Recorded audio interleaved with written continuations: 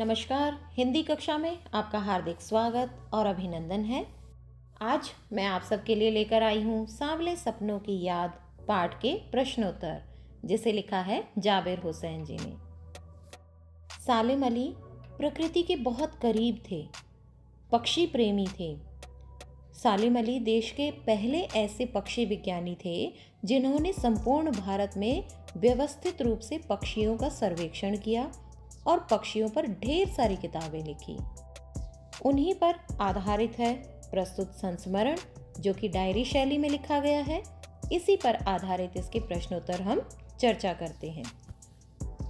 पहला प्रश्न है, किस घटना ने सालिम अली के जीवन की दिशा को बदल दिया और उन्हें पक्षी प्रेमी बना दिया? तो इसका उत्तर हम क्या लिखेंगे?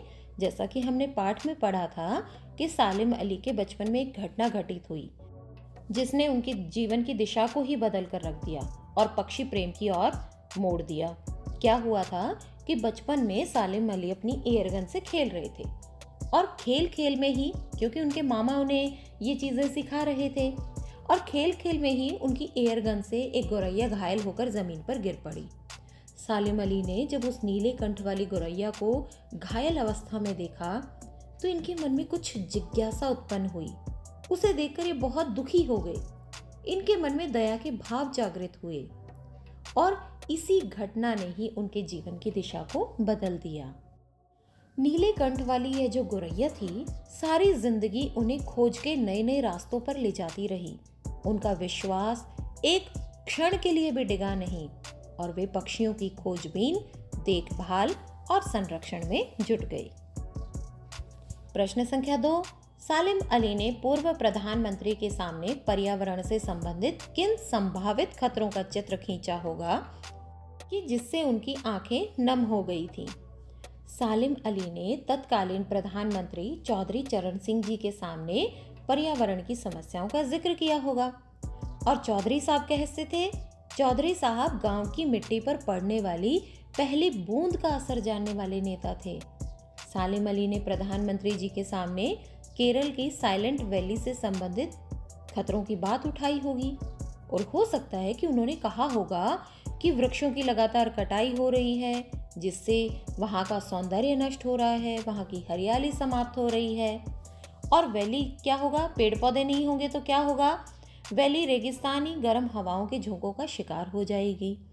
वातावरण के परिवर्तन से पक्षी वो स्थान छोड़कर कहीं और चले जाएंगे, क्योंकि जब पेड़ ही नहीं होंगे तो पक्षी अपना घोंसला कहाँ बनाएंगे? वो रहेंगे कहाँ? इसलिए वो स्थान छोड़कर कहीं और चले जाएंगे। इससे क्या होगा कि ऐसी बहुत सारी प्रजातियां विलुप्त होने लगेंगी। और हो सकता है शायद यही सब बातें सुनकर चौधरी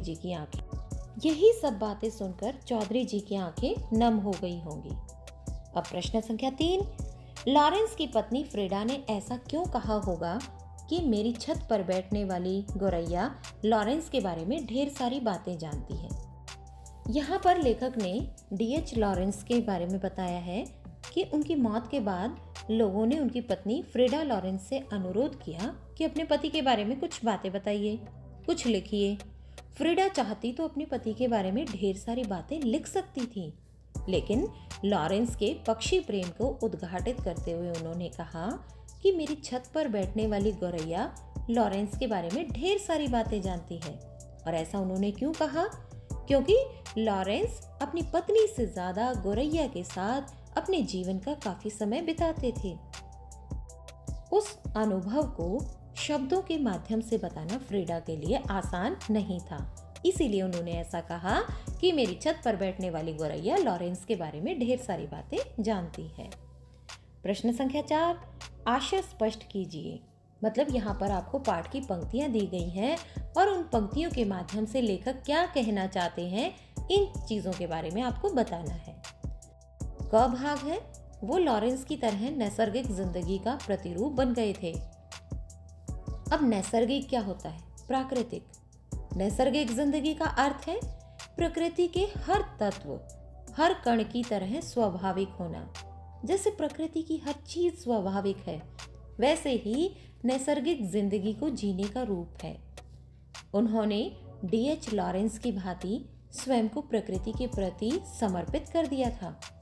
उनका जीवन भी प्रकृति के समान सहज और सरल हो गया था। इसीलिए कहते हैं कि वो प्रतिरूप बन गए थे। जैसी नैसर्गिक जिंदगी होती है, ठीक उसका रूप बन गए थे वो।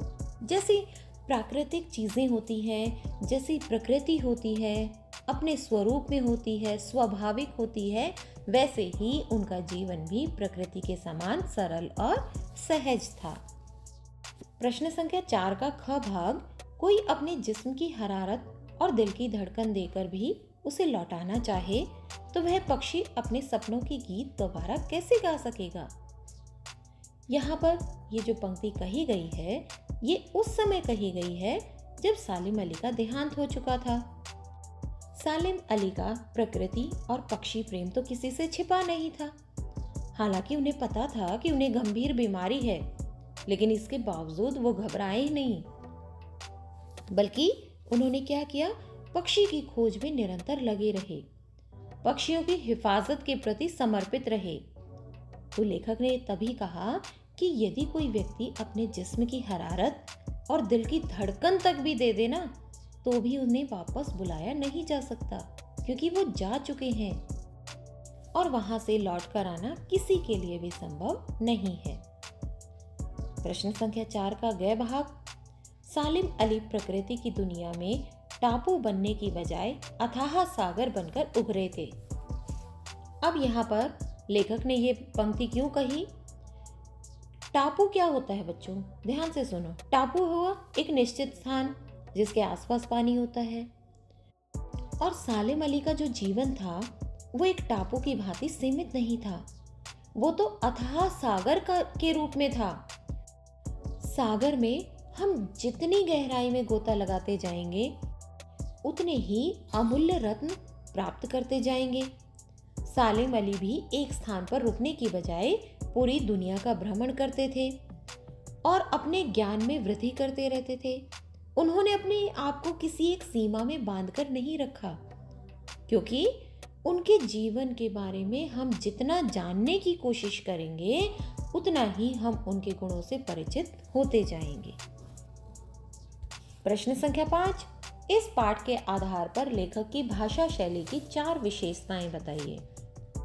भाषा की रवानी और अभिव्यक्ति की शैली दिल को छू जाती है। सांवले सपनों की याद जो ये पाठ लिखा गया है, इसकी भाषा शैली से संबंधित विशेषताएं निम्नलिखित है।